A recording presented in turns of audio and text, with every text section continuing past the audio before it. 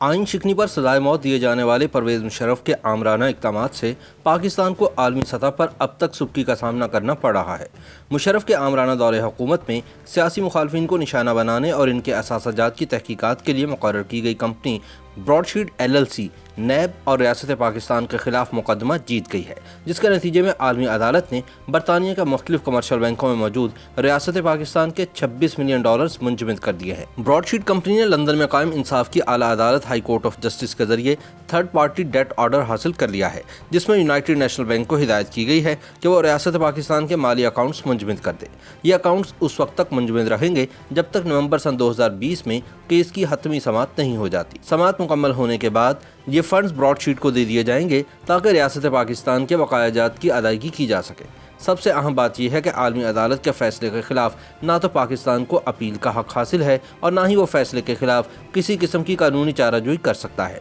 واجبات کی ادائیگی کے علاوہ پاکستان کے پاس کوئی آپشن نہیں بچا۔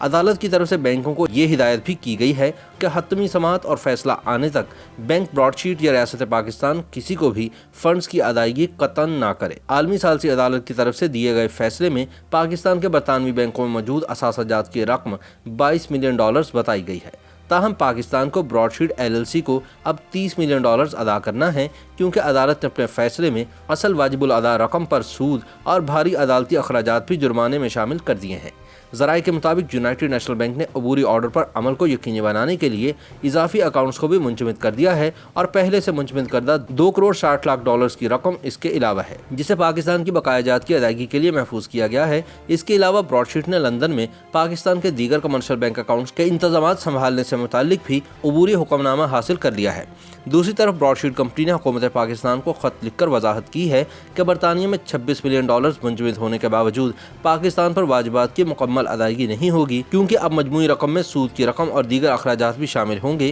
کیونکہ آپ کے موکل نے ہائی کورٹ کے فیصلوں کا مان رکھنے میں ناکامی ظاہر کی ہے۔ خط میں مزید کہا گیا ہے کہ جب تک نومبر سن 2020 کی سماعت ہو، اس وقت تک سود کی رقم میں مزید $2.2 ملین کا اضافہ ہو چکا ہوگا۔ براڈ شیٹ کے خط میں پاکستان سے درخواست کی گئی ہے کہ پاکستانی عوام کو مزید بوجھ سے بچانے کے لیے یونائیٹڈ نیشنل بینک میں موجود رقم فوری طور پر ادا کرنے کے انتظامات کیے جائیں تاکہ سود کی رقم میں کچھ کمی واقع ہو سکے۔ جب تک انہیں واجبات کی ادائیگی نہیں کی جاتی، اس وقت تک یقینی طور پر اخراجات میں اضافہ ہوتا رہے گا۔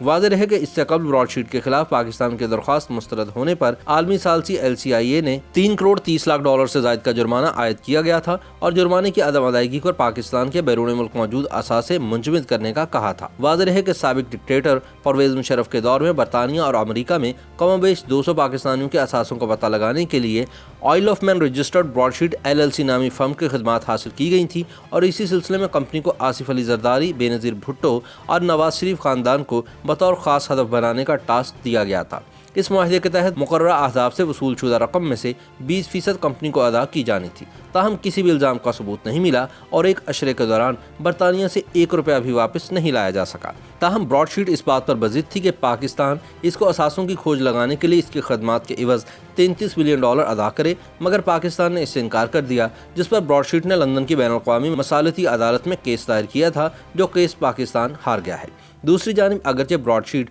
سابق وزیر اعظم نواز شریف کے صاحبزادوں حسن اور حسین نواز کے خلاف کسی قسم کا کوئی ثبوت پیش کرنے میں ناکام رہی ہے، لیکن براڈ شیٹ کمپنی العزیزیہ ریفرنس میں نواز شریف کی سزا اور جرمانہ عائد کیے جانے کے بعد مزید $60 لاکھ